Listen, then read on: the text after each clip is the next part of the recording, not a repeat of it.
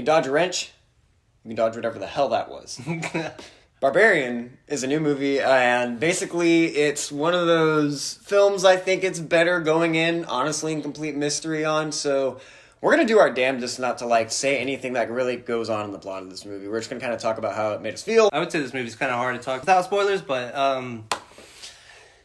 wow. Spoiler-free, let's try our best. This movie is just makes you feel creepy, makes you feel disgusted, and if the director was going with that, they did a fantastic job. Yeah, this is one of those movies, we were trying to process it in the car, or I was processing it in the car when I was driving home. We took separate cars, but we both, converged back at the same house, and we were like, yeah, I'm still thinking about this movie. It was one of those ones we had to kind of go around and think about how we're going to talk about it, but essentially, Barbarian is a film that starts off following Georgina Campbell's character. She books this Airbnb, she arrives there, and it turns out that Bill Skarsgård's character is someone who happened to have accidentally booked that same Airbnb. So now we're trying to figure out why that is and what's going on, really. The plot kind of just unfolds from there, and we get a crazy, mysterious, pretty wild horror film that is very much in your face, energetic in its presentation, while also creating a very nice mystery and atmosphere that really kept you engrossed and engaged, and really tense most of the time. I was locked into my seat for this one. I will say that the build-up for this is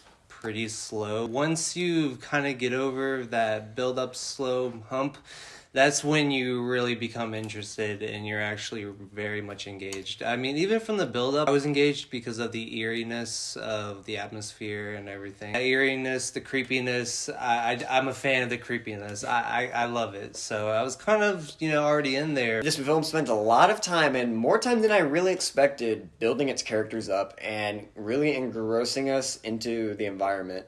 Similar to how I talked about The Invitation, this movie feels kind of like an antithesis to that, where I bought everything that was happening. I bought why our main character was going to this house, and I bought why they were putting themselves in this environment to learn more. And I'm not going to say why, because I really don't want to give too many things away. But when you're watching it, you really buy this chemistry between Georgina Campbell and Bill Skarsgård's character, and how they kind of start to know each other. Bill Skarsgård does a great job in this film, and he does such a good job at playing someone who you're really with the main lead in this movie, and you're really on her side and in her POV when she's trying to deduct if Bill Skarsgård is a creep or not. The dude had me on the edge of my seat most of the time. I felt like her. I felt in danger, but also like I was stuck here, so I needed to kind of get a read on this guy. Mm-hmm. But he makes me feel off. And I think this film does a great job at just locking you in and making you feel like you're following her point of view in that. I didn't trust him at all, let's just say. There is one part that made their chemistry not believable, but it was a small little thing, but for the most part, it was pretty believable. You get locked in a house with someone, I guess you don't really know, it's a little bit weird at first, but then when you kind of gain their trust, it becomes a little bit of a different story, but it is a little weird, but that was fun. He still did a fantastic job. It made me feel creepy. Yeah, it definitely teeters on that, rail of, okay, I'm almost not believing it for just a second, because Georgina Campbell's character does something where you just kind of it feels kind of like a little bit of a out of tone from the rest of the movie, the way she was acting, but it's a small moment, and it didn't really break it for me, because the film immediately gets going again, and kind of, it throws you back into her logic in a really smart way. This movie's hard to talk about, and be vague. This film is great at its visual storytelling. There's so many little small details where you get a read on what the person's thinking, their anxiety about a room, the way they're looking around, the way the shots kind of map out the scenery. It's carrying you along in this eeriness of kind of creepy curiosity. You really want to learn more about this house and this neighborhood that Bill Skarsgård's talking about and why it's so eerie. The little things they do with the camera work, in my head, it's pretty basic things, but even then it adds interesting shots for certain scenes, can add so much more to the movie, and I really appreciated that. I also very much appreciated how self-aware this movie also was. A lot of movies that kind of want to mesh a moment of audience satisfaction or kind of fun into their horror moment, and it kind of can come across as tonally imbalanced. This movie never really did that. It kind of, when the satisfying moments hit, they felt like they were satisfying, and I felt good for the characters, not, oh, I don't buy this, this is cheesy. You totally cheated your way through that. Also gotta say, Justin Long is fantastic in this movie. He plays such a perfect punchable asshole, and you just want to hit him in the face the entire time. I love him as an actor, though. I just love seeing him again. Yeah, I love seeing him again. It's fantastic. Yeah, we have some nostalgia with Justin Long.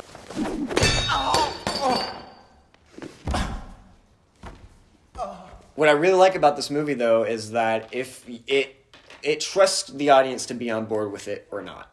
If you're not on board with it, there's a tonal shift in the movie. There's a moment where the film does unleash its sleeve and show its cards. It is pretty cool, or at least for me it was. I was able to roll with it and kind of go along, and this film, I think, trusts you to do that. What I like is it trusts its audience to kind of understand that this is a bit of a slow burn. When the movie doesn't really fully let you in on what it fully is about, and even when you think it does, it doesn't. It actually has a few more tricks up its sleeve than you might assume. And that's what I like, is the movie lets you make those assumptions, but then proves you wrong in kind of a stride. And in a way where it doesn't come across as cheap with its unveiling, but smart in how they're revealed. But the pacing is also just how things are unfolding.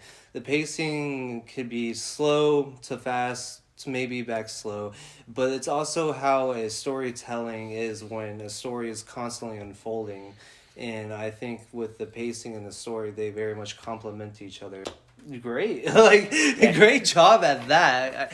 I gotta say that was pretty good, because most movies, when, I don't know, I feel like can't really execute that as well as this movie did. You're right. They definitely work in tandem, and I love it because every scene is informing you on something in the room or something. Every scene is informing you about a certain element in the movie. No scene feels like it's unnecessary or not needed. It's funny, throughout the runtime, there are moments where I was getting worried because I thought we were cutting over to different characters and different things going on. I was worried because I felt like we were breaking the isolation of how the movie started. I really like this isolated, uncomfortable feeling of being in this house and being afraid and not knowing what my surroundings are. I enjoyed that.